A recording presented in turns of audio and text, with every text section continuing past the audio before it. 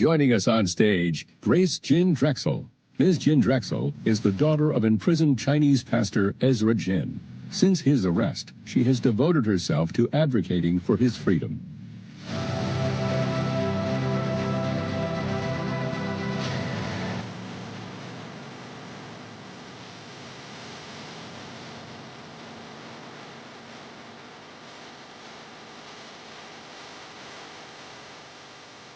Oh, wow, what a stage.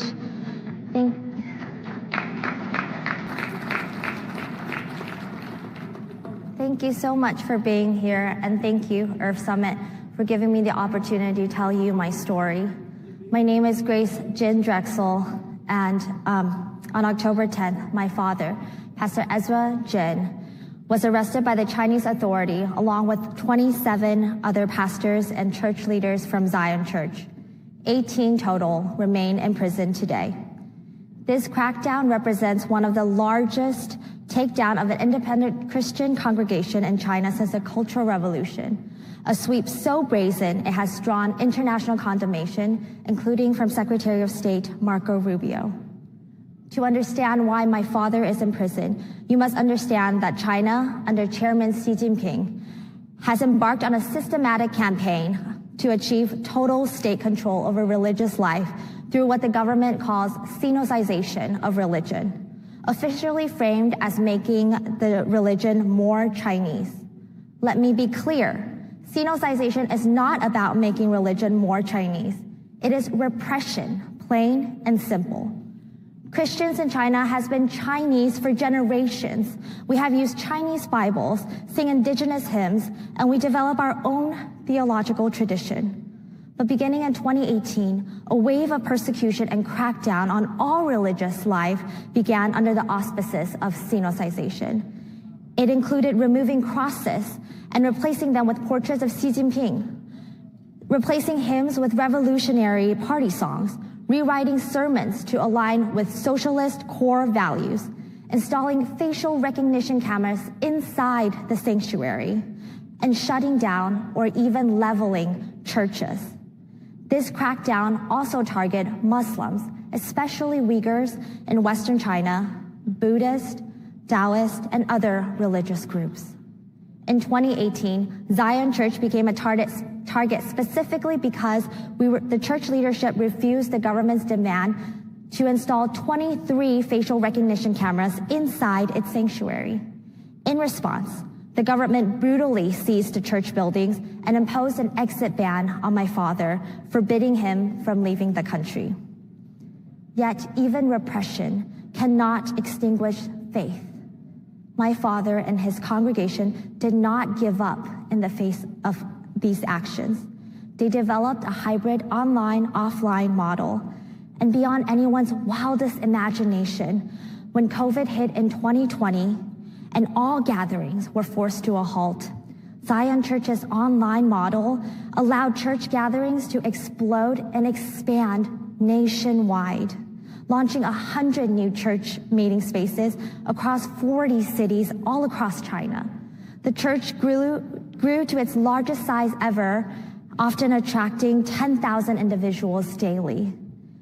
Now, a new and more severe persecution is underway.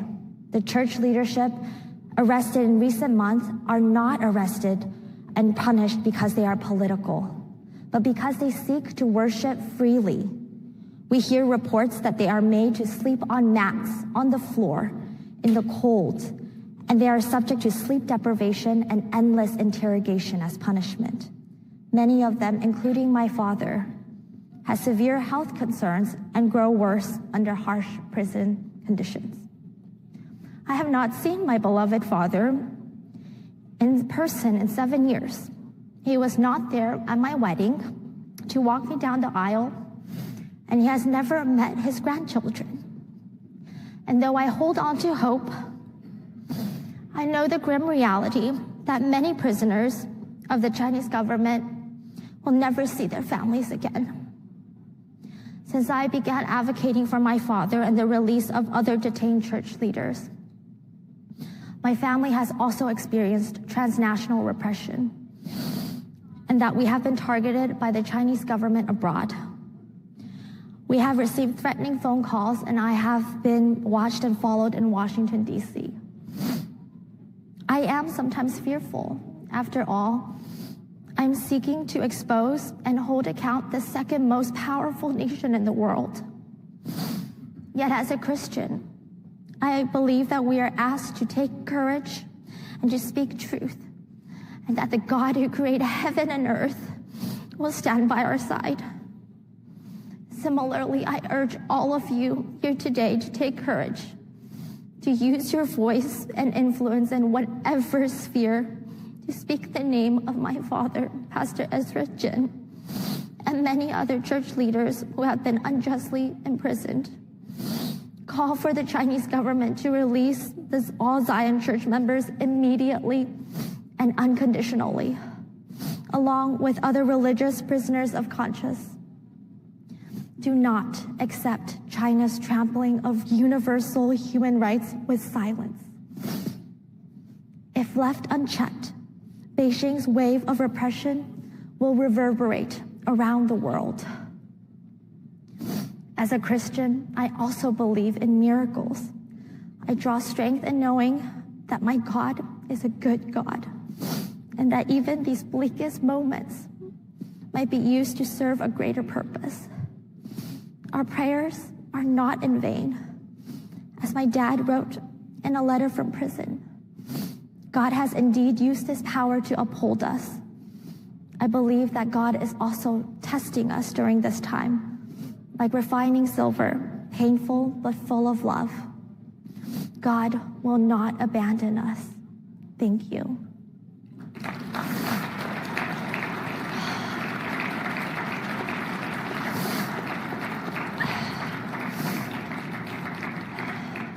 And now please join me in watching a special message from a great champion for the cause of religious freedom and on behalf of prisoners of conscience from around the world, former President George W. Bush.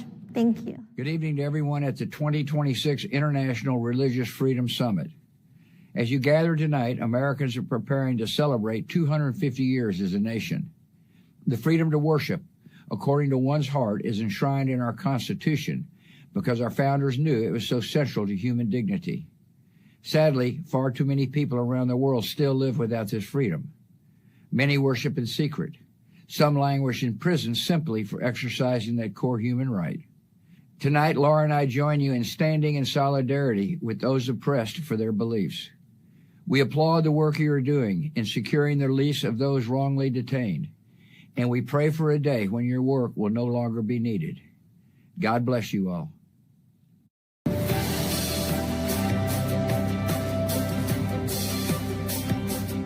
Welcome to the stage, our panel for How Religious Freedom Impacts Global Security. Moderator, former National Security Council Senior Advisor on International Religious Freedom, Sarah Macon.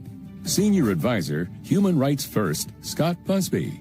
David and Kelly File Fellow, George W. Bush Presidential Center, Nicole Bibbins Sadaka.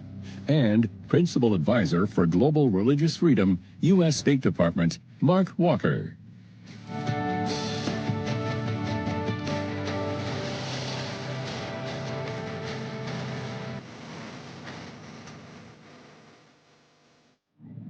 Good afternoon, distinguished panelists, guests, advocates, friends, all of you here gathered.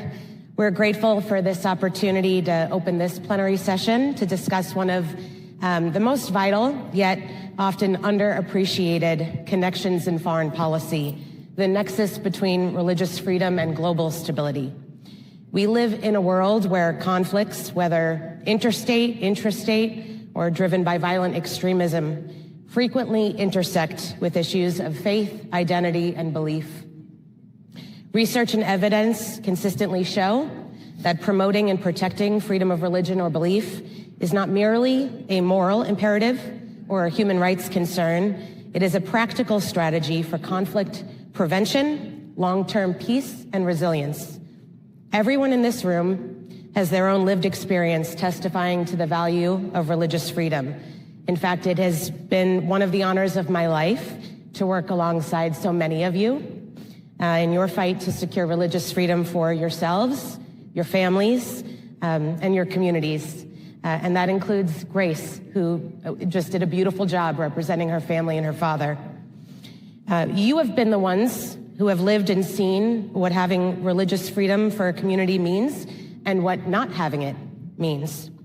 You know that firsthand, religious freedom fosters meaningful dialogue, reduces grievances, bridges divides, and promotes reconciliation, encourages economic development and pluralism.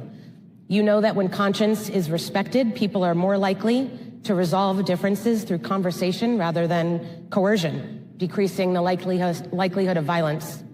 Conversely, the suppression of religious freedom, whether it be government restrictions, discriminatory laws, or societal hostility, fuels instability on a profound scale. When state or non-state actors deny people the right to believe, worship, or live according to their conscience, it generates deep resentments, marginalizes groups, and creates fertile ground for extremism and terrorism. Persecution doesn't just harm individuals. It erodes trust in institutions, exacerbates divisions, and can escalate into broader insecurity that spills across borders. You are all here today because you know that religious freedom is a stabilizer. And our panel today will explore this dynamic in greater depth. We recognize that while it is not a panacea, advancing and elevating religious freedom must remain a core foreign policy priority and national security imperative. So let's begin. Our first question, Nicole, drawing from your extensive work at Freedom House and the George W. Bush Institute. By the way, thank you for that video. That was beautiful. As well as your insights from organizations like the Institute for Economics and Peace. Could you share with us some specific data statistics that demonstrate how greater religious freedom correlates with reduced conflict, increased societal peace, and overall global stability? Excellent. Thank you. And thank you for everybody being here. And thank you also to Sam and Katrina just for extraordinary leadership in pulling this group together. I was telling Katrina earlier that when we think about how polarized we are in the world and in our country, when you have a room full of people who fundamentally believe different things, and yet we come together very much around fundamental freedoms and truth and democracy, it gives me a lot of hope for what lies ahead because we have been doing this for so many years. The report that you talked about, the Institute for Economics and Peace, did a great study in which it looked specifically at restrictions on religious freedom and showed a direct correlation. Where there is fewer restrictions on religious freedom, there is greater peace and stability in countries. And there is a straight line on the scattergram that looks specifically, that says the more restrictions there are, the greater instability and the greater challenges that societies face. And a lot of it comes back to the conversation that we had this morning, looking specifically at what can democracies do. It's really important that when we're thinking about religious freedom and national security, that we look at the nature of the regimes that are behind a lot of the suppression of religious freedom that we see. In many cases, they are autocratic governments or violent non-state actors that not only are going after what is the foundational human right that we have and share universally, but it is part of a larger effort of these regimes to consolidate their power. And when you look at the countries that are on the countries of particular concern list, and you look at the countries that our national security agencies are most concerned about, that are a threat to democracies, that are a threat to the global system, they look pretty similar. Because these autocratic regimes have decided that suppressing the voices of those people that they are fearful of and that provide a threat to their complete control of power is part of their strategy. And their strategy is to control, through violence at home and violence abroad, control anything that could be a threat to their regime. So it's really important that we are integrating religious freedom as an integrated part of a national security and foreign policy strategy, because that is the way many of these adversaries are looking at it. And just to your point also, Sarah, many of the individuals and people in this room and communities that face that suppression, we know because it is a fundamental freedom, it is a longing of the human heart. People who believe and are following their conscience will not sit idly by they will push back. They will go to the streets. They will push for them to be able to live freely. And that is what causes instability at times in a society, because people are choosing to push back on that repression. There are times when that spills into violent action, and there's many, many times, as we all know, that is a regular non-violent action as well. So it's just as important for us to be thinking, when we're thinking about our national security, we're thinking about our foreign policy, that religious freedom is central to both from a human rights perspective, but certainly from a national security perspective. Thank you, Nicole. Principal Advisor Walker, congratulations on your new post. Round of applause, he deserves it. Thank you. He is now serving as President Trump's principal advisor on religious freedom, and I know you have already been busy, and we're all so very grateful that you are in this role. As the president's key advocate for religious freedom, could you share some insight on the specific actions the U.S. government is currently taking to promote and encourage religious freedom on a global scale, and what tools, whether those be diplomatic, economic, or legislative measures, are at its disposal to advance these efforts? First of all, thank you, Sarah, for the opportunity. Thanks for all your work over the years as well. And to all those that are, whether they're watching via stream or those out here today, I want to say thank you for your great advocacy for people who can't be here, who can't raise their voices. I think it's very important that we look at these issues not just from an activism or an awareness, but to begin to be talking about what are the action steps, what are the concrete things. And I think one of the things with President Trump, he really set the tone in the first administration when he became the first president in history to host a conference at the United Nations primarily on religious liberty. He's followed up with that. In fact, last fall, I believe, and I want to get his words just right, when he was speaking at the UN General Assembly, he said, defend free speech and free expression, and to protect religious liberty, including the most persecuted religion on the planet today, Christianity. Secretary Rubio, who I consider a dear friend, I've known him when I first came into the U.S. Congress back in 2015. Most of you have followed his strong leadership. He is a huge advocate and continues to be for religious expression, for religious liberty across the world. You know, in part in answering this question, in sensing the weight of the responsibility, I was in London at an event sponsored by BYU back in last June or July, and a lady by the name of Baroness Emma Roberts, I believe her name was, and someone that was not shy. In the late 80s, she had worked with Margaret Thatcher, and could have been her hatchet lady, I don't know, but she was a tough gal.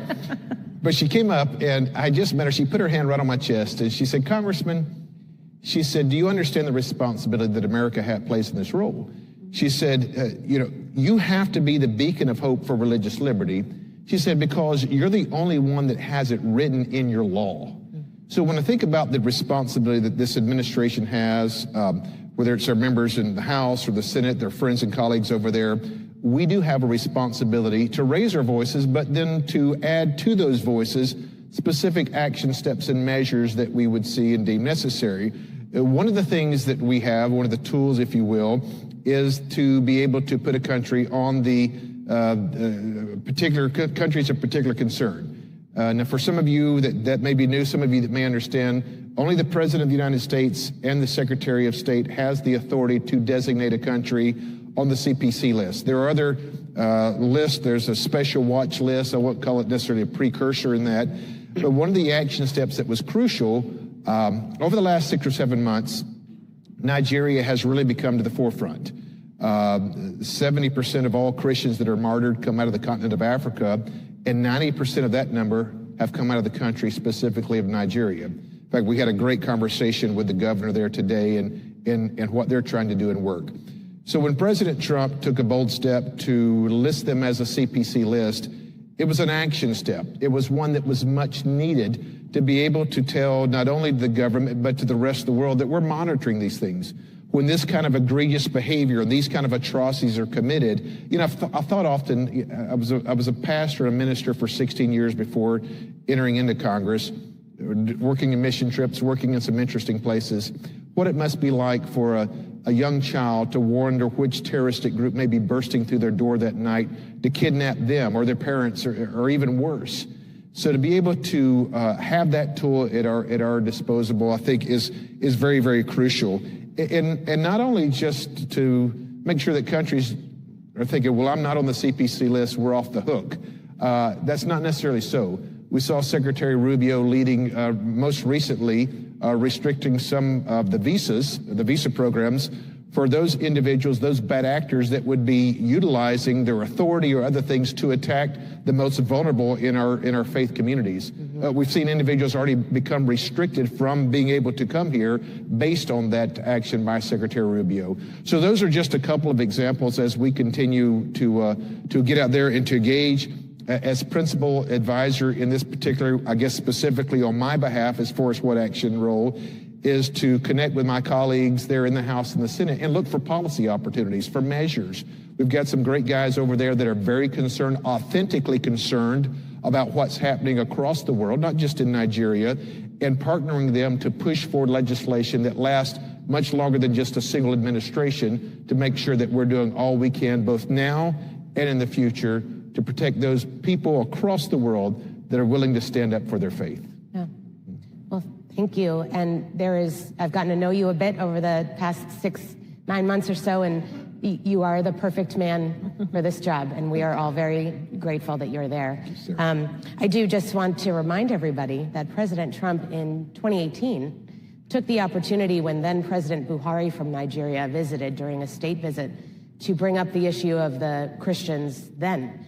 And Nigeria did not do anything about it for many years.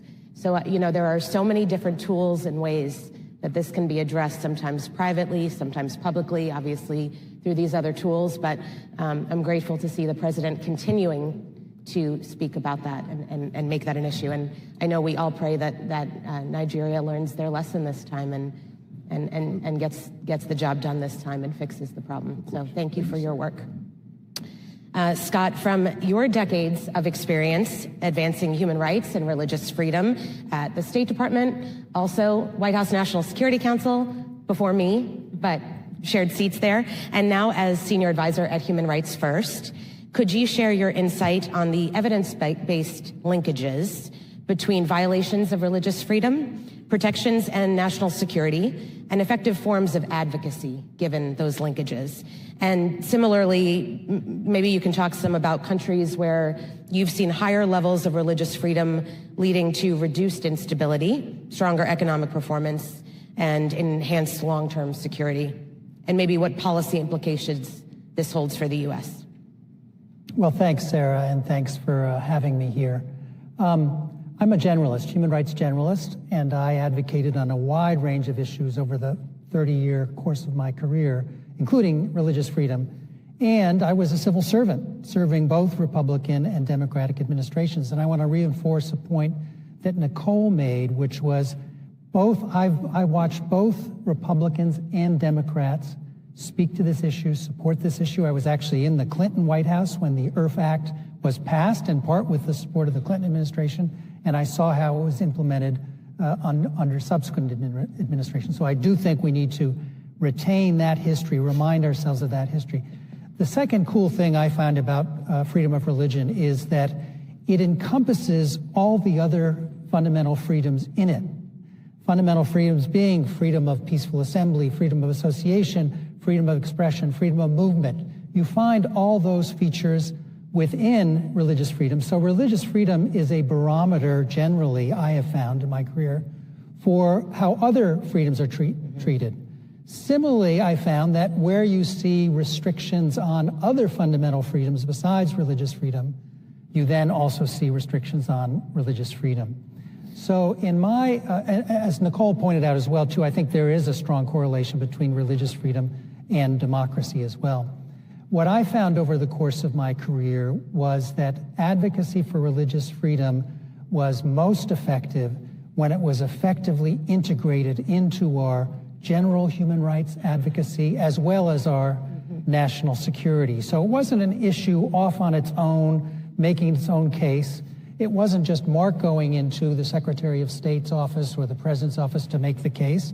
It was also the Assistant Secretary for DRL. It was also other national security officials making that case. So I think it's very important to think about linkages among issues, particularly other human rights issues and religious freedom, as well as linkages between national security and religious freedom. Two cases in point that I experienced. One, I was a member of one of the first dialogues we held with the Burmese government. And soon after Burma started to open up, it's unfortunately closed down big time since then, but as it was opening up, they agreed to have a human rights dialogue. And one of the most effective things about that dialogue was we managed to persuade a uniformed Department of Defense official to join us on the delegation to make the case for human rights and particularly religious freedom there. As any of you who know Burma know that the religious freedom there, issues there are profound, whether it's the Rohingya, whether it's Karen Christians, those are significant issues. And having that uniform national security official there on our delegation, we could tell got the other side to pay greater attention. So that's one thing that has to happen. That's a great example. The other case that I remember, I did a lot of human rights dialogues and advocacy for human rights and for religious freedom in Vietnam. And there too, we sought to integrate religious freedom into the whole basket of issues that we were advocating with the Vietnamese government. Moreover, we managed to link those issues to both trade issues as well as national security issues. So getting those other agencies and other officials to be part of the team, if you will, in advocating for religious freedom is absolutely key. The last point I want to make, given the integration of religious freedom with other human rights, is the importance of our international treaties that commit us to protecting religious freedom globally. International Covenant on Civil and Political Rights, as well as others. And we at Human Rights First have undertaken a specific effort to try to encourage governments around the world to respect these treaties, to adhere to these treaties. And if anyone wants to sign on to our joint letter urging governments to do that, we would welcome it. Please, you can look for me afterwards. That's great. Thank you. Thank you, Scott. We've got a few more minutes, and so I thought I would ask a question for you all to respond to. In your collective experience advocating for religious freedom, how would you describe the inherent vulnerabilities of autocratic regimes when it comes to allowing religious liberty? And specifically, why does religious freedom often serve as an Achilles heel for autocrats, potentially undermining their control through moral authority, community mobilization, all kinds of ways? But why is it their Achilles heel? How have you seen that? I'd be happy to jump in on that. I think when you look at many of the autocratic regimes around the world, they are trying to ensure that they hold tightly to power, that there is no threat from any group that is assembling independently, that is thinking independently, or that is challenging their thinking. That's why they go after oppositionists very quickly. That's why they go after unionists very quickly. But there's something unique about faith communities.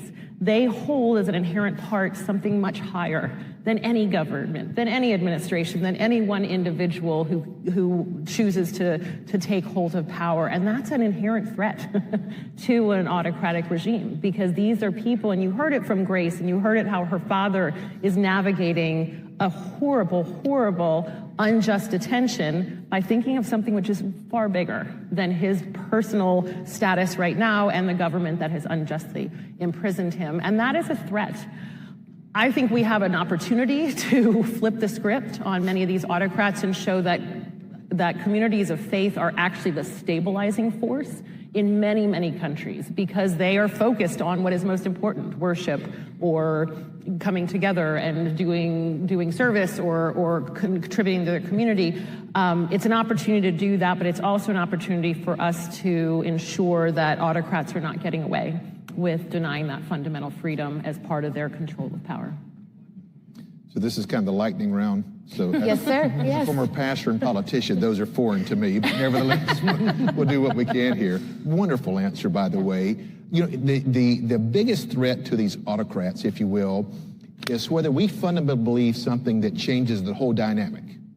And it's simply this: do we believe that our rights come from God Almighty, our Creator, or do we believe they come from man, from an autocrat, from a dictator, from a government? And if we believe genuinely that our rights come from our Creator, there is nothing more appalling, nothing more threatening to these autocrats. Because what it does, it collectively brings us together to lock arms, to be willing to be bold in pushing back. There is no greater cause than standing up for our faith. There is no greater cause for advocating for those who cannot or are pressed to the place in an autocracy that they don't have the ability to be able to do that. So that's why I think it's so important that our government leads and continues to honor our founding documents that clearly states that our rights do indeed come from our Creator, because then they cannot be limited by man. You can't have some autocrat come in and basically say, well, you're no longer allowed to express your faith. You're no allowed to sing your songs, to quote your scripture, to quote your books. That is what I believe is fundamentally allows us to be able to build the most strength and to be able to have the most success pushing back collectively, is understanding indeed where our rights do come from. Right. I would quickly say one basic point. Autocracies are inherently fragile. Why is that? They lack the consent of their people. And when a government lacks, or regime lacks the consent of its people, it is always inherently fragile. It's always subject to quickly changing when the autocrat has screwed up, as is often the case. Right. We saw that in the former Soviet Union. We've seen it in a number of other cases. So I think it's incumbent on this community, as well as the wider human rights and democracy community, to think in a forward way about, okay, when China falls, when North Korea falls, hard to predict when that will happen, we need to put in place in advance both the principles and the people who can take over when those regimes collapse.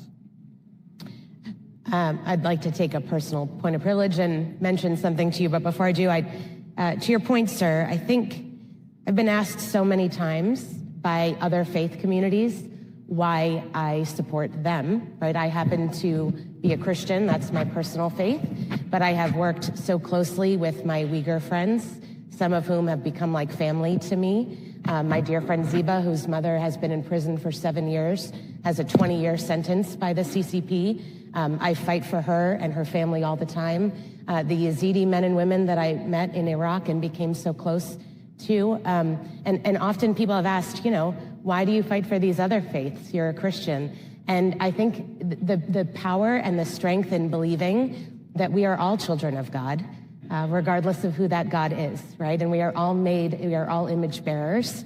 And that's why we love and support each other, right? So, that is an important point, and one that I hope we don't all miss. It's why we support and are there for each other.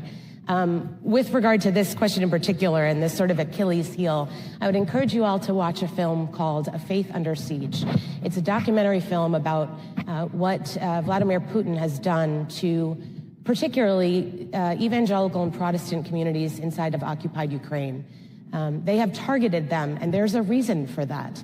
And I think the panelists all just described what that reason is.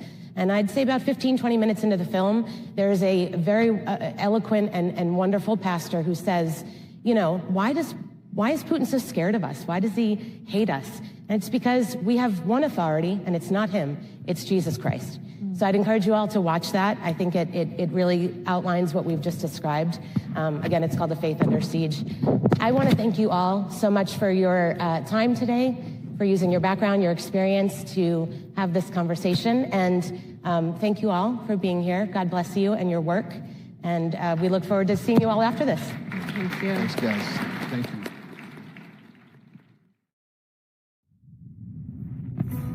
I was the littlest child when they came. With fire and fury, they came to a village. They took my family, me and my brother and my parents. They marked many homes with the end, Nazar Nazarene, a symbol of death for the Christian and other minorities. You will not have safety, even in your dreams, until you embrace Islam. They told us we were nothing, that our faith made us less than humans. They sold us, they used us. but they could not take our souls.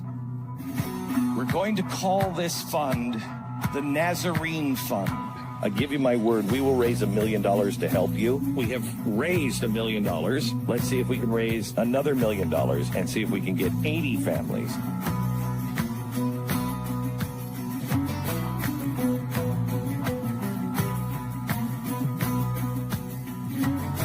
We have to save these Christian communities in the Middle East, the Christian communities that were there first. Some of these were there with the apostles. We thought we forgotten. But then you came.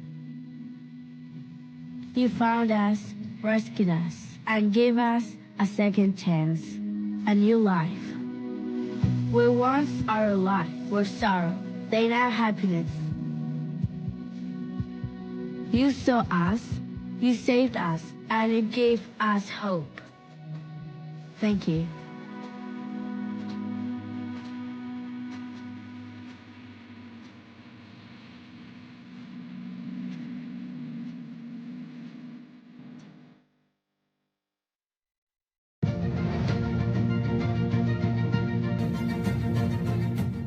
And now, please welcome from Save Armenia, Paul Murray.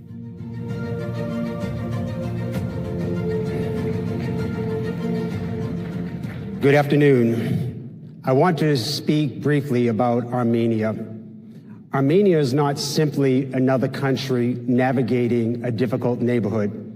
It is the world's first Christian nation. For nearly 2,000 years, its faith, culture, and people have endured through war, displacement, and profound loss, while continuing to hold fast to their identity and beliefs.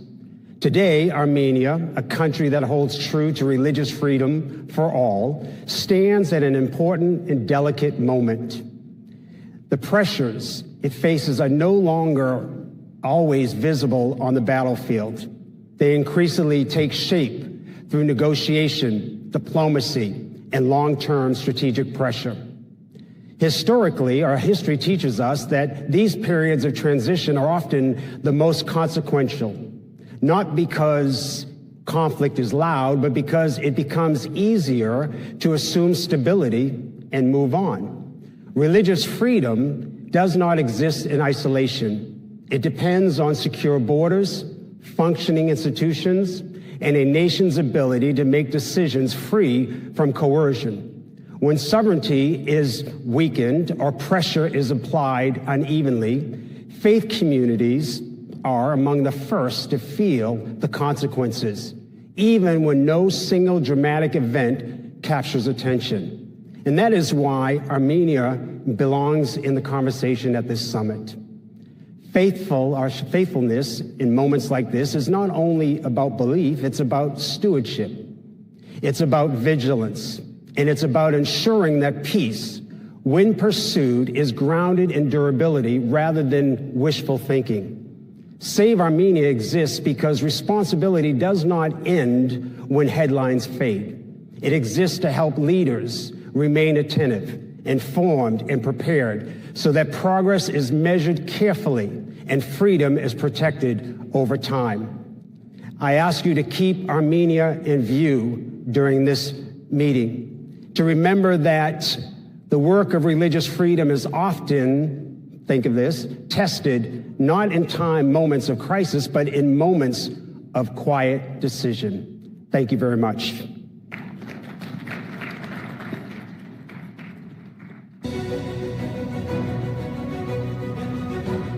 Welcome to the stage for a discussion on today's most pressing IRF issues.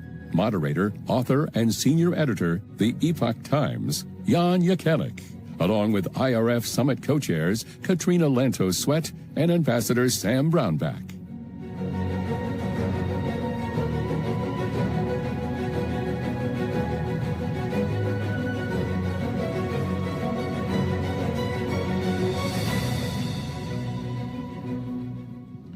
So it's an absolute incredible honor for me to be up here on stage with two of my true, real heroes, Please give them a round. I mean, Thank you. Thank you. Thank you. So I started out in the China human rights space. This is actually how I got involved in the Epoch Times in the first place. We were very small media, but we were the only media back in the day that didn't believe the narrative that China was going to liberalize because we knew of the religious persecutions that were happening.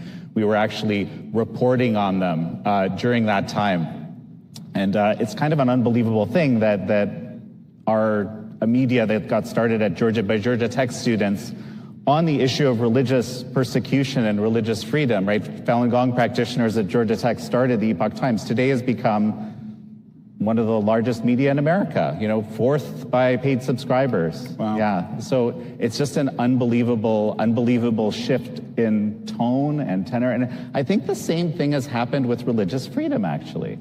Right? I feel like, you know, Scott Busby was talking in just the panel before, how I do think that religious freedom is being integrated into questions of diplomacy, into questions of national security, much, much more. And I think that these two here have played a very significant role in actually making this happen. And also, of course, your father, Katrina, Tom Lantosh.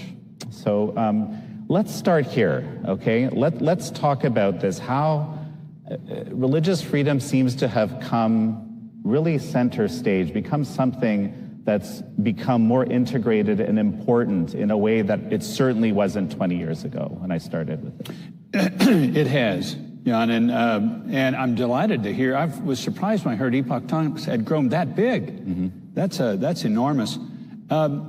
You know, when I first started working in this space, and that was 25 some years ago, you could get the people that are advocating for religious freedom in a phone booth.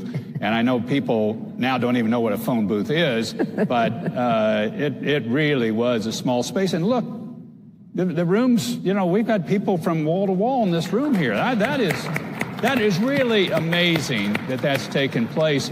But at the same time, what I think we've got to see ourselves as is that we've kind of been climbing up the backside of the mountain where nobody could see us for a long period of time. And now we're up at a perch that a lot of people are shooting at us. So how many of you experienced or have known somebody that's experienced transnational oppression? That's my point actually right there, is that's actually a good sign. You're known by your friends as well as your enemies. But we've got to now that we're in the center of the debate and the discussion, we've got to act like it. We've got to have our factual settings together. We've got to be careful and cautious, but bold and courageous. At the same time, we've got to form alliances and pull people in, not just from religious freedom, but also from democracy movements, from security movements. And to make this thing a global movement, a grassroots movement, because that's where we win, as a global grassroots movement. And, you know, Katrina, you've been kind of, I guess, leading the charge, I could say, in making sure that this is a movement that's, I guess, open to absolutely everybody across the political spectrum, but also people of different faiths and perhaps of no faith as well, right? And so speak to that, please. Well, you know, when I come to the Earth Summit, I always feel like I've entered a little island of refuge from the incredible division that seems to be afflicting our society, and I'm sure many other societies around the world. We have become deeply divided, deeply hostile towards those who don't agree with us politically or on some other criteria. But Ambassador Brownback and I certainly have felt that as it relates to the fight to defend religious freedom for everyone everywhere, it is of paramount importance that this remain really not just a bipartisan cause, but a nonpartisan cause. I was actually so grateful to hear Paula White say almost exactly those words this morning in her keynote address. And you do feel it. It's like a little island of unity when we come to the Earth Summit, because there are people here, obviously from a huge range of faith traditions, but also from very different places on the political spectrum. But we get it, that this cause is bigger than politics of the day. This cause is more profound and ultimately more unifying than the many things that pull us apart. And for me, as a lifelong Democrat, it has been really important to kind of be, if you will, an ambassador to my side of the aisle. You know, there have been too many times in the past where I think maybe some Democrats have always felt like the words religious freedom should be accompanied by proverbial scare quotes, you know, we don't want to go there. Well, that is really a mistaken way of looking at the world. And I do think that it is beginning to change. And, you know, the ambassador spoke about how the movement is growing, how there's more awareness of the way that religious freedom impacts on our economic welfare, our security welfare. I also feel that part of the reason our movement is growing is there's an unease about the pervasive nihilism we see in the world around us. You know, nihilism, this philosophy, either moral nihilism, there's no such thing as right and wrong, or existential nihilism, life itself has no meaning, no purpose. It's a terrible way to live. It's a terrible way for a community and a society to feel. And I do think, especially maybe even among young people, that you sense that they're moving away from that somewhat aimless and nihilistic view of life and searching for something more meaningful. And I hope that that will also kind of help us recruit a new generation of leaders to this movement, because they are starting to understand how important it is to have a defining purpose and sense of meaning and consequence to your life. You know, this speaks so deeply to me, right? A number of people here, I think in this room, have spoken to me about Epoch Times and about how we're kind of, a thing that makes us unique is that we're very obviously pro-faith, but not necessarily a specific faith. We have kind of an open door, but not many media these days are. And then there is this incredible polarization, particularly in the media. So what we strive to do is always try to write and, you know, build material, build content. I hate that term, but that can speak to the people that are not necessarily aligned, right? Yeah. Because I mean, this is what we had to do with China back in the day. But actually, let's talk about that for a moment, okay? Because Sam, you have a book, China's War on Faith. It's an incredible book. I read it because you asked me to endorse it, which I did wholeheartedly. And you focus on this idea in there, I think, quite a bit, that that religious freedom should be a centerpiece of diplomacy. Like, this is the way to go. But at the same time, this is a particularly difficult actor to deal with, right? Oh, it's a horrible, difficult actor to deal with. But I've got my Ronald Reagan socks on. I'm an open and notorious Republican. But I mention that also here because I think he really kind of shows some of the way on this. When he went after the Soviet Union before he was president, a lot of the things he talked about was how they treated the Jewish refuseniks. And the evangelicals that were being persecuted at the time too, and you're kind of just going, well, I mean, yes, that's important. That's not a huge population. It's not going to overturn the Soviet Union, but it is going to overturn the Soviet Union because it delegitimizes the regime. That if you can't treat your own people any better than that, how do you expect that we should have you run the world? If this is how you treat your own people. And that's the same thing with what's taking place with Communist China. How it treats the Falun Gong is more than barbaric. Forced organ harvesting, and you've got the book that just come out on that. So I was just going to say, I'm kind of the odd girl out on this panel because these guys both have extraordinary books that every single one of you are going to want to read. I don't have a book. But I do want to say that I had the opportunity to read, Jan, your book, which is coming out, Killing to Order, which talks exactly about this unimaginably evil practice of forced organ harvesting. And I'm so grateful you wrote it because it's something so chilling and appalling that a lot of people don't even want to think about it or talk about it, but you bring it to us in a way that we can understand, and we need to recognize, which I think is sort of what you were saying, Ambassador, that these kinds of barbaric and evil practices, they reveal the character, the underlying character of the adversary. They are not an isolated sort of aberration. They are a revelation of the dark evil that lies at the heart of the Chinese communist regime, and their massive repression of every community of faith is another indicator of that. Well, and also kind of supporting a lot of repression in other places, right? This is something else that they're particularly good at. And I mean, this is something you talked about a lot. Yeah, and that's the part that really sends chills down my spine is the capacity of the surveillance technology that's out there now, and it's being freely shared. And now we're going to be facing and seeing that in a number of countries because the autocrats have figured out you got to suppress the people of faith. These are the first ones they attack, the last ones.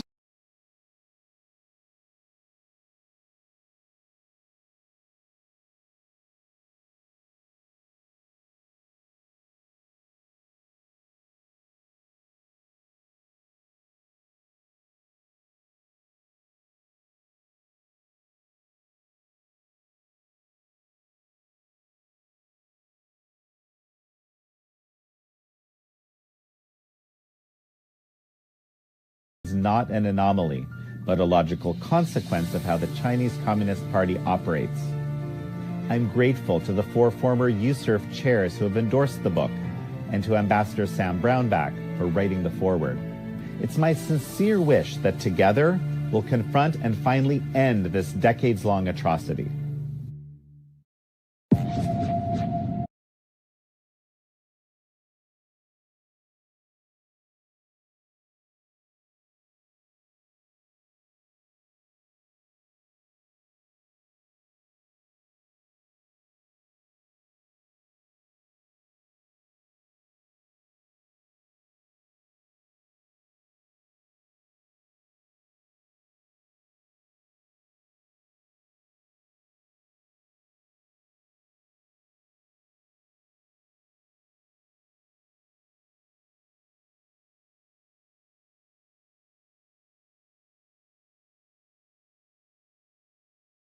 Where the government of Mexico, someone associated with it, sort of ordered an individual, a religious figure who was going to come and speak at the summit, said, don't go. This is Mexico, our neighbor to the south. These are problematic because we don't want to leave any faith communities behind. We don't want to see democracies backslide and think they can get away with it.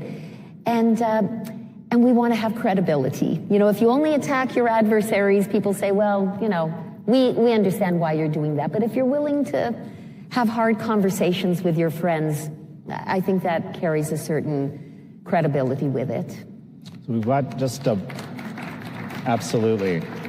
We've got just a moment of time left, just a kind of quick final thought as we finish up, as I like to see out American thought leaders on the show you've both been on, actually, now that I think about it. But yeah, a couple of quick thoughts. Maybe let's start with Katrina, and then we'll go with the ambassador. Oh gosh, my go-to is always one of the phrases for which my late father was most famous. I hope I'm not repeating myself, but he was a Holocaust survivor and a very admirable and great man. But he once said that the veneer of civilization is paper thin. We are its guardians, and we can never rest. And I live by that. And mine is, ladies and gentlemen, enjoy this time that you're here. Don't network, build relationships. I've said this before, share family photos. And then let's keep the fight going stronger. Let's build the flame bigger for this cause by this group and carry it around the world, and we will win with that. All right. Thank you. Thank you so much. Thank you all.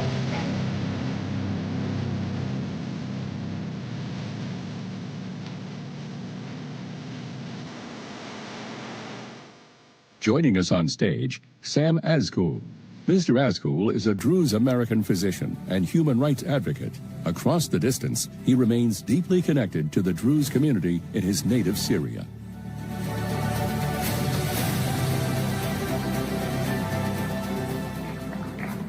Well, hello. I really appreciate the opportunity to speak to you about my community. The Druze worldwide number about 1.5 million people, and origins trace back to 11th century Egypt. I'm going to take you on a journey to Suwaida, the community where the highest Druze people live. Before we land there, I'm going to tell you something about their tradition. It's very unique to the region. As a stranger, when you walk into a house, any house, you will be offered coffee, Arabian coffee with cardamom, a taste that will linger for the rest of the day and a memory that will last for the rest of your life. We have some people offering coffee. If you raise your hand, you'd like to try. Also, something very traditional in Suwaida, people will welcome you warmly with the expression ahla wa sahla, which means welcome, an endearing welcome.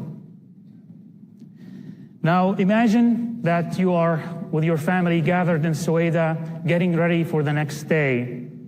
The father is a business owner reviewing finances. The mother is an attorney getting ready for her busy day in court.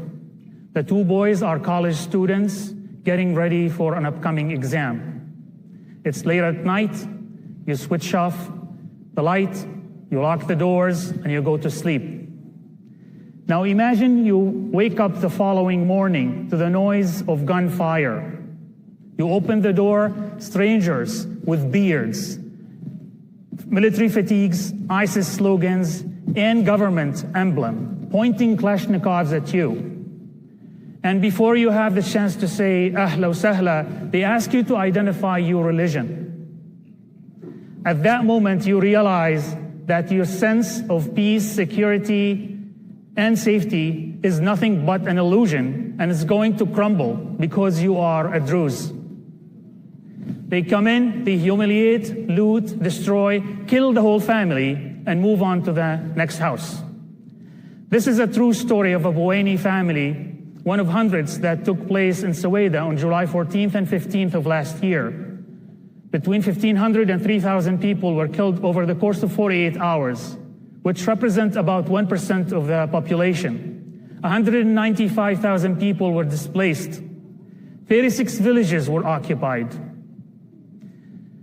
Even the hospital where I learned to put my first sutures was attacked, including the killing of two of my colleague physicians. Our Israeli Druze community lobbied their government to act, and the atrocities did not stop until Israel intervened. This tragedy had very little coverage from global media. The Druze represent 3% of the Syrian population, but they were instrumental in its history. In the last civil war, Druze peacefully protested Assad's attack against their fellow Syrians, and they refused to enlist in the military. Suwaida became a safe haven for displaced families, and we welcomed them inside our houses with ahla wa sahla. Throughout the past millennia, the Druze have been targeted by massacres and attacks based on their religious identity, but this attack was different. Despite being generous, patriotic, and great, we were attacked by the very people we once defended.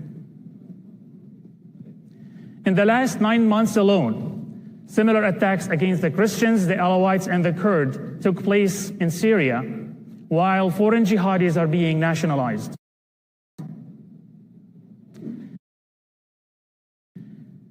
Almost every day marks a memory of innocent people, innocent lives killed because they belong to the wrong religion. I hope you can see the pattern. I urge each one of you to call your Syrian counterpart and ask them the question, why? Why did you do that to the Druze? Thank you, and ahla wa sahla.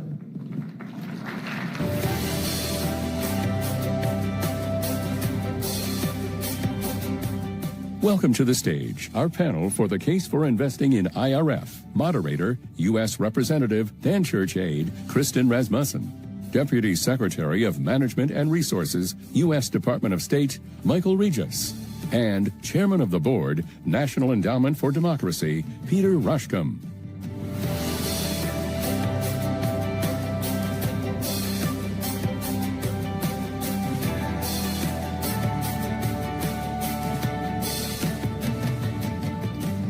Thank you so much. It is my true honor to be here together with these esteemed guests.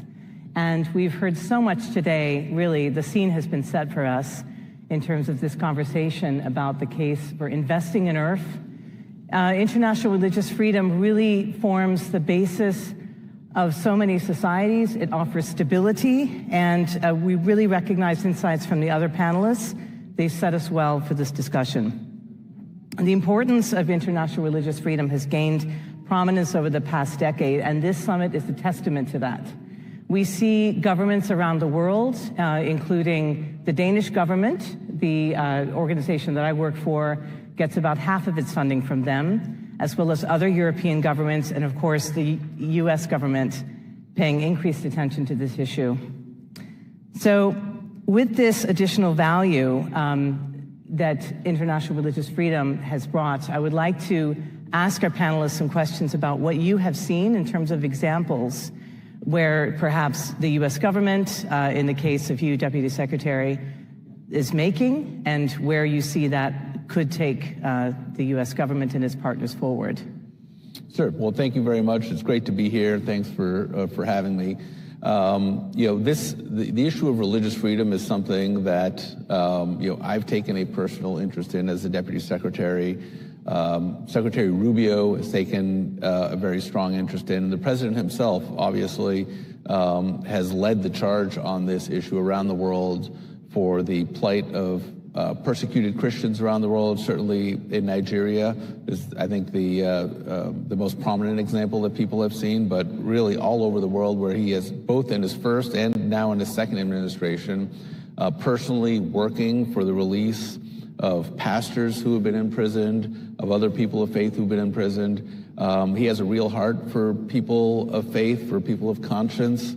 As do I, as does the Secretary. And so, I make it a point in all of my travels, I do a fair amount of traveling around the world, to have a religious freedom touch point, meeting with faith leaders, especially in parts of the world where religious minorities might have a more difficult time than others, to let them know that we see them, we hear them, and the United States supports their rights for freedom of conscience and to be able to practice their faith freely.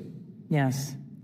And I think one of the critical aspects of working with faith leaders is that they are really moral leaders also within the communities, and they're trusted by communities, and they can offer a sense of stability. So, Peter, what have you seen as far as examples of this with the National Endowment for Democracy? I know you have a lot of partners that you work with. Can you express some examples where you've seen faith leaders really, bring stability, for example? Yeah, I'd be happy to. And let me echo the Deputy Secretary's priority on highlighting religious liberty. And the more I think about it, and I'll get to an example in a second, but the more I think about it, the more I realize in the idea of people standing up for themselves, religious freedom is actually scandalous. Religious freedom says to the tyrant, there is somebody that I worship and it's not you, tyrant. There is somebody who has my real deep allegiance and it's not you. And if we are able to empower that kind of voice in these various communities, then it will be so much better off. So one of the best examples, of course, is the Dalai Lama.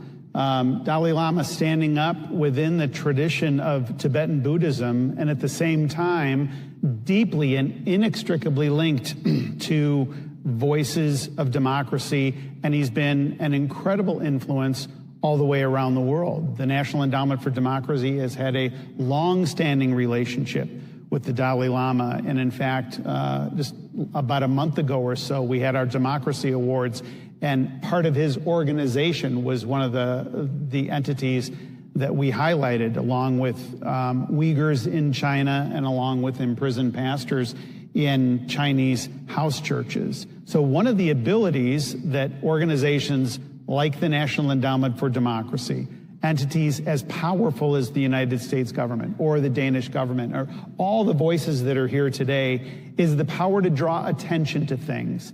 And as Deputy Secretary said a minute ago, if somebody of his stature is going into these meetings with interlocutors around the world and says, hey, there's something else on the agenda, and I want to be talking about religious freedoms, the power of that is just incredible. So my hat's off to you for your sense of mission and your sense of calling in drawing attention to people who have no voice. Thank you. And I wanted to also bring some attention to the issue of evidence to support the thesis that countries with greater religious freedom consistently outperform others on key measures of global competitiveness and economic growth. That really having that, people feeling secure in expressing themselves and really having that space can lead to so many other opportunities, potential, and that not only governments but also the private sector has a role to play in providing that those opportunities and to be a partner. And we do see that actually an increased number of Fortune 500 companies really investing in this issue of religious freedom, for all religions, right? Let's be clear. And if you can tell us some examples that you have heard of or that you're aware of, either one of you, could be globally or within the U.S. government or companies rather. Well, I think it's interesting because there's a little bit of tension in the argument, and I take the argument at face value. That is, if there is a robust civil society and if there's an ability to be free, then by definition you're going to create more opportunity, and you can almost feel the pressure coming down. My experience, though, is that people of faith are a little bit troubled by that sometimes, by saying, hey, my faith is not a utilitarian thing. My faith is driven by revelation. It's driven by the idea that I have a relationship with God and I'm following him, etc. So I think that it can be a little bit of a plot trap to be arguing too robustly into this is a good economic plan for development that is to support religious freedom. But the bottom line is, it is good. It does create opportunity, it does create markets, and it does create a wholesomeness that I think is something to really enjoy. Yeah, I would second that. I think there are different faith traditions that treat material wealth and well-being sort of differently. But I think the important thing is, look, we call religious freedom in the United States is enshrined in our First Amendment, and it's our first freedom. And I think that's not an accident that it was number one on the Bill of Rights, the First Amendment to the Constitution, because I think it is so important to just an individual's right to be a person, to be able to relate with their family, with their community, and to be able to be productive and free members of society, even if they don't necessarily agree with everyone on how to practice faith or how to worship or how to live their lives, but that we can do that peacefully and we can all live side by side and respect our differences. Absolutely. And that's one of the things that a lot of civil society organizations do, is to bring different faith groups together, right? In countries like the Democratic Republic of Congo, as we heard the example earlier today. The Central African Republic is an area where DCA, the organization that I work for, brings together different faith groups in a post-conflict context. That can be a very powerful thing. And then that provides stability, as we heard in one of the earlier panels, which then can encourage the private sector to come in, is one of the factors, at least, to provide that kind of stability. You know, I think it's interesting just to kind of build on this idea of calling things what they are and to reflect on the power of that. So Natan Sharansky, the Jewish refusenik in the Soviet Union, told an interesting story. And he said that when he was imprisoned, and he was imprisoned for his faith, he heard that Ronald Reagan, then President of the United States, had called the Soviet Union an evil empire. And as Sharansky told the story, he said when he heard that the American president had called the Soviet Union that, he said he knew it was the beginning of the end. Because to speak with that clarity and that understanding and without ambiguity, he said, not only did I know it, but the guards in the Gulag knew it too. And I think that therein lies, I think, the power of this gathering, IRF, and all those who are actively participating to be voices for this around the world and to recognize that saying it, naming it, calling it out, and not letting religious freedom get sidelined as some fringe issue that's just a bumper sticker on the back of a car, but turning that into policy and prescriptions and expectations is absolutely remarkable. And yes, is there a social and economic benefit to this? It's true implicitly. But I think the power of speaking the truth in these situations is just demonstrative and palpable. That's one of the reasons that the National Endowment Democracy is actively supporting this summit today and has increased funding either 2 or 3-fold over the past couple of years to say this is an incredible investment in terms of democracy and building up Democrats, small d Democrats around the world who are standing up for their own freedom. Absolutely. And I think we would like to hear more from you, Deputy Secretary Regas, about the U.S. government's plans. You alluded to that earlier. But what I would reflect on is the role, again, of it can be community groups working together with civil society or on their own. Churches, in many cases, we see Ukraine providing a lot of the support that's needed in the humanitarian response. And I know that this administration is prioritizing working through those groups. Again, as I said earlier, they are close to communities, they're trusted by communities, and they often have ways of working that might not be possible, even for governments or other sectors. Do you have any reflections on that, and more specifically what this administration is planning in that regard? Sure. So, as you note, religious communities, civil society organizations, they have a relationship, a trusted relationship with their communities that maybe a large national government would not have, because these are the people that are their neighbors, that they live with, that they worship with every week. And our ability to be able to support those organizations and support not necessarily a particular organization, but to support their right to be able to assemble, to be able to minister to their neighbors, to be able to help them with their material needs, their spiritual needs. Unfortunately, there are governments in the world that view that as a threat to their power, a threat to their influence over their citizens or their subjects, however they might see them. And we try to lead by example. The president has said, look, we're not going to, it's not our mission to go around the world and reshape other countries and cultures in our own image. But I think we also have an obligation to lead by example and say, hey, your country will be better, the world will be better if you allow your citizens to be able to live freely, to be able to engage in their faith, in their traditions, to be able to live according to their conscience.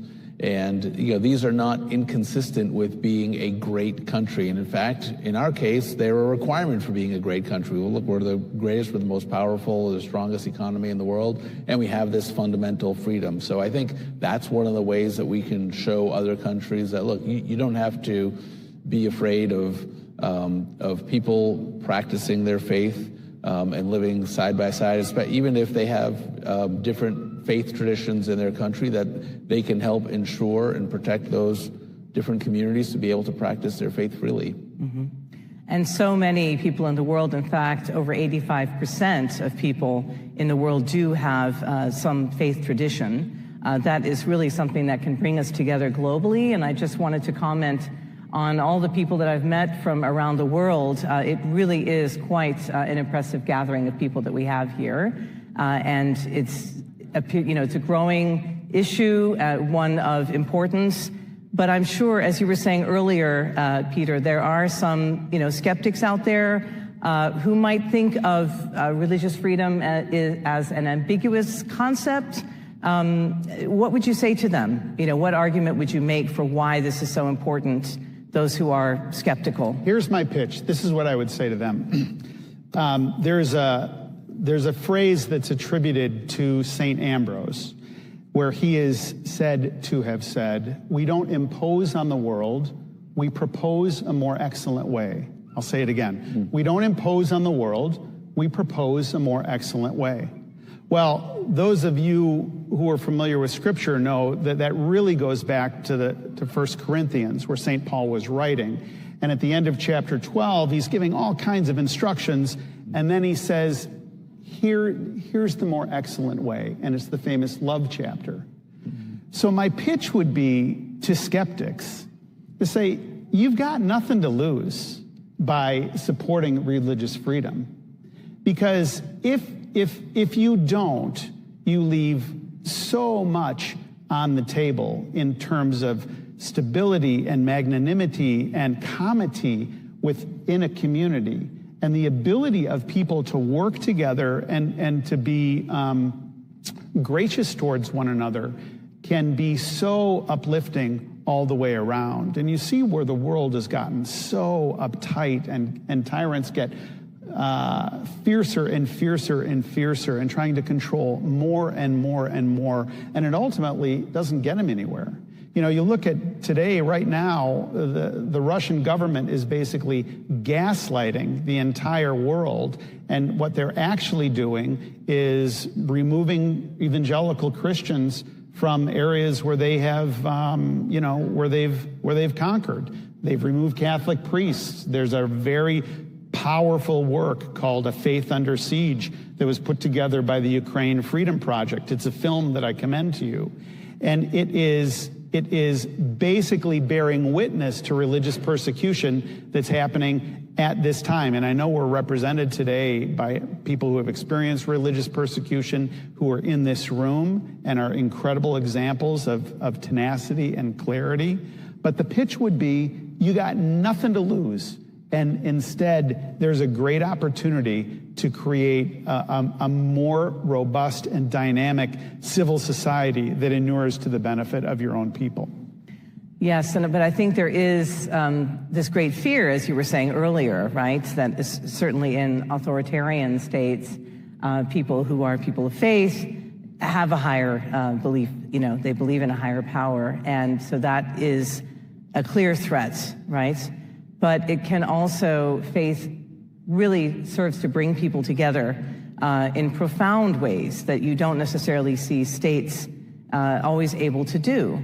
So can you give some examples, Deputy Secretary, I'll lean on you again, where we have seen this either in your role, your different roles in government, or in the private sector, where you have observed in your travels or in your negotiations, other meetings, where we've seen this kind of tension happening, where some skeptics say they don't actually think that this is possible to achieve unity through religious freedom, or that it's not such an important element as, say, some of the more standard aspects, economic development, for example.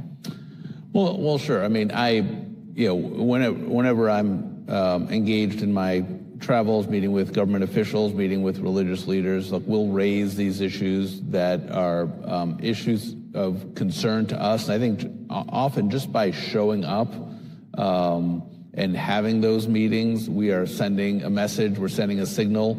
I tend not to sort of make a public I will tell them, look, I'm not here to embarrass your government or embarrass you, but these are issues that are important to us, and I don't think they're going to cause you a negative impact if you address these in the way we think they ought to be addressed. If you let this person out, or if you allow these communities to be able to operate freely, you'll often have governments with, registration requirements and whatnot, or other kind of bureaucratic requirements that they won't allow these religious organizations to fulfill or to meet because they don't meet whatever qualification or requirement they're putting out. But look, what we try to do is lead by example and show through our own efforts that these issues are important, that they don't have anything or should not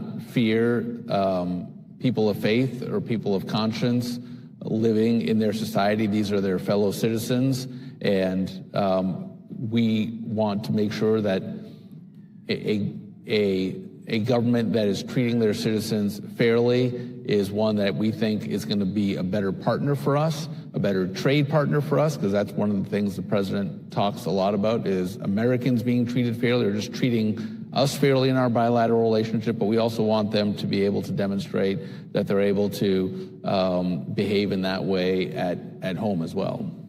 Another interesting example to build on what Deputy Secretary was saying is the Uyghur movement in China. So it was a Ned grantee many years ago that was behind the exposure of what the world now knows as a genocide. Again, the Chinese Communist Party was creating a false claim that this was a terrorist threat or a security threat and other nonsense. And it was a Ned grantee that documented this, that said, no, here's what's going on. They're going after the Uyghurs because of their faith and because of their unique identity. And now the whole world knows it.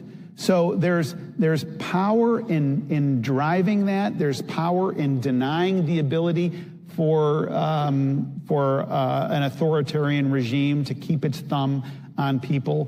Think about another country that's in the news and has constantly been in the news. That is Cuba. It has been a whole host of a network of Ned grantees over the years, and other people, not just Ned, but other people of goodwill have been supporting religious standouts, people that are standing up, taking their own initiative, standing for their own freedom. And it's been the great privilege for the National Endowment for Democracy to come alongside and give lift to some of those people that hopefully in a free Cuba will be at the very basis of a transformed society that, you know, I know it feels like I'm talking about, hey, next year in Jerusalem, but feels like Cuba may be changing quickly. That is super interesting about this transformative aspect that you referred to, because I do think that faith leaders have the ability to really bring about this transformative change in a way that some governments, many will not, right? If we think about faith, it transcends boundaries. It has been, so many faiths have been with us much longer than many countries. And so I think really getting to the heart of this is critical, right? If we have to have stability and growth and peaceful, existence. And really, that is what people want at the end of the day. And I was speaking to some people earlier today. They're of Christian faith, but they said, really, at the end of the day, we want to get along as humans on this planet and to survive. And that is also a priority of the president, right? I mean, going around and seeking peace. We've seen some interventions. There was the intervention in Nigeria and some others which have this focus. But really trying to find stability in a way that's balanced is a challenge, I think. Well, I think there's an inextricably linked connection here that in the last remaining time we have, I would like to highlight.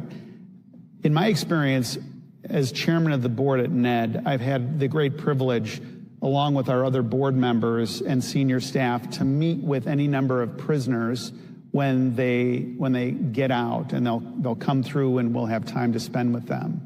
And what I have found so interesting and so humbling in listening to these people, many of them are not known as religious people.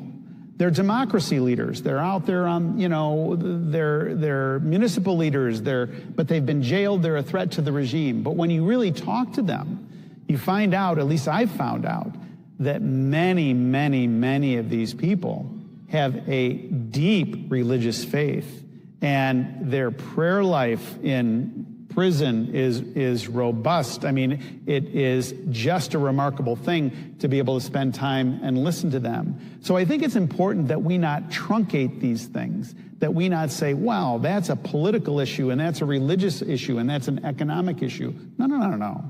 We're covering the whole waterfront here. And all these things relate to one another. And if we're boosting up one that is religious faith and religious freedom and the ability for people to express themselves, then it inures to a far greater tapestry of things that we want to see come into play.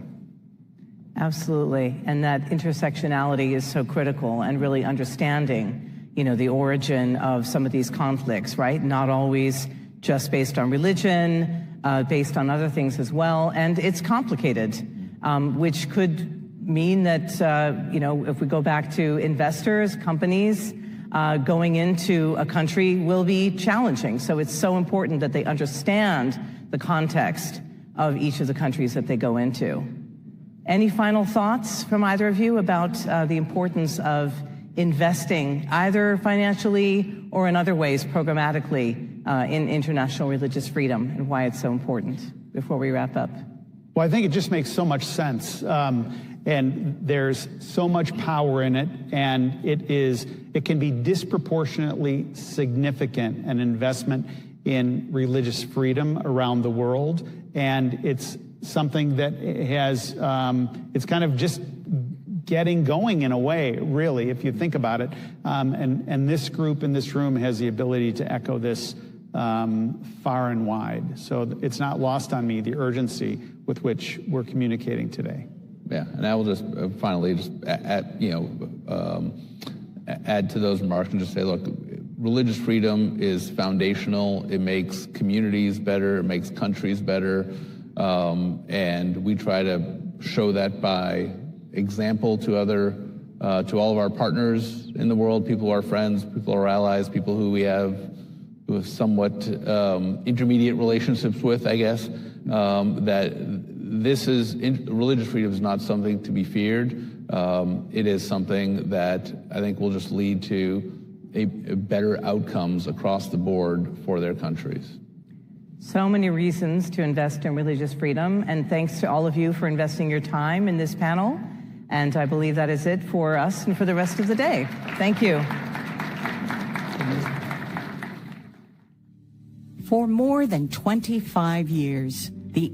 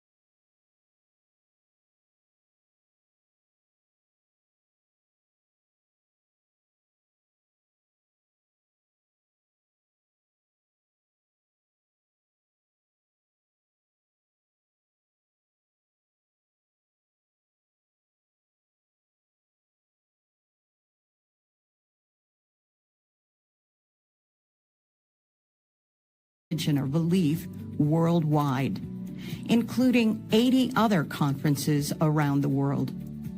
The center also partners with local and international institutions in 9 countries to conduct training for lawyers, judges, and government officials.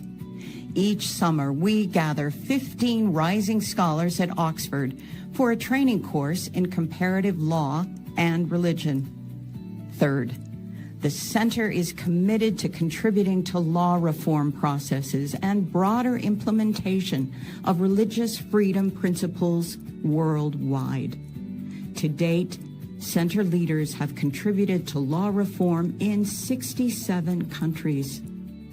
By engaging in this work, we are honoring the dignity of each individual, contributing to human flourishing, and building strong and resilient societies. Learn more at iclrs.org.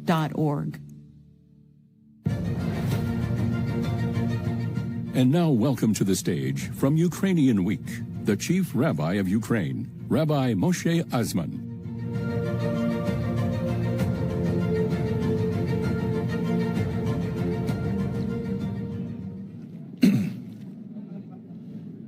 Dear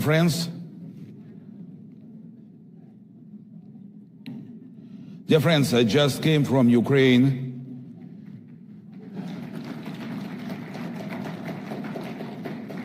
It's not only that difficult to come here physically because it's a long way and the airports doesn't work in Ukraine. It was difficult to leave the Ukrainian people there in the present time.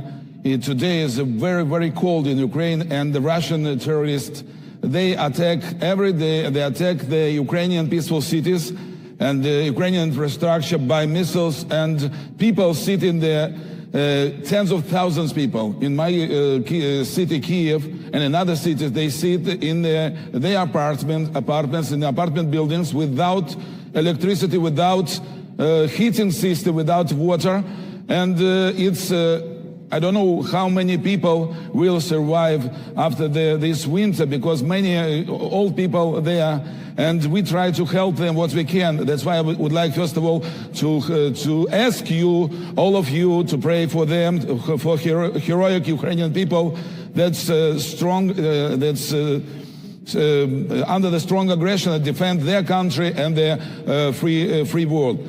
And I was born in Soviet Union, in Russia, in Leningrad.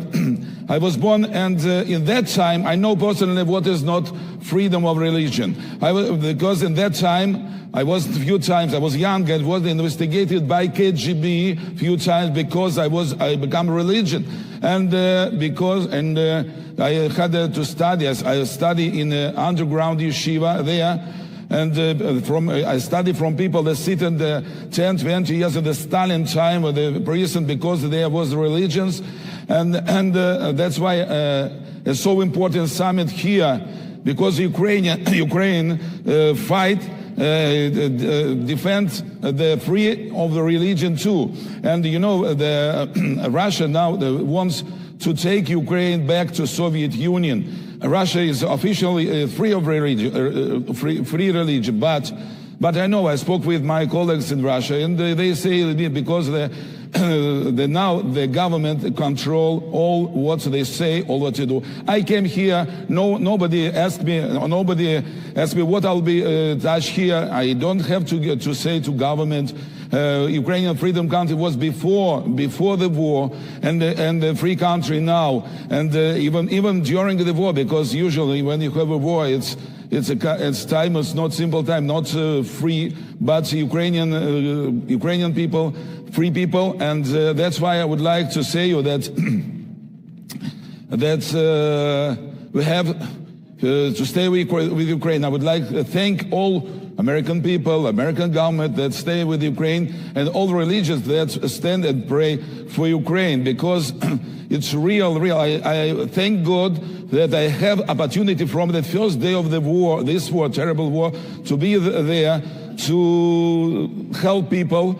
I thank God that put me in the right time and the right place, because then I see by my eyes that we survive, we save people. It's a big I think big present from God to do it. And that's why, you know, I have personal tragedy. I lost my son, Matatiao, in this war. The Russian army killed him, and I have many friends that was killed by Russian. But the Ukrainian people stand and we'll win. We thank President Trump, thank America that tried to do a real peace. And we help to pray that real peace will come. We know that Messiah will come, Mashiach come. There will be a real peace, and all nations will live peacefully. That's why, thank you very much. And I would like to invite all of you now in 5 o'clock. We have here Ukrainian summit in the International Terrace. Will be now in a few minutes we'll start a summit, interesting and very important summit there, and thank you very much. You all invited to come here. God bless you. Joining us on stage, Aram Vartavanyan, Mr. Vartovanyan is a human rights lawyer in Armenia, dedicated to protecting freedom of conscience and belief in his country. Greetings, ladies and gentlemen. Thank you to the IRF Summit for the opportunity to speak to you today. I come from the Republic of Armenia, my homeland.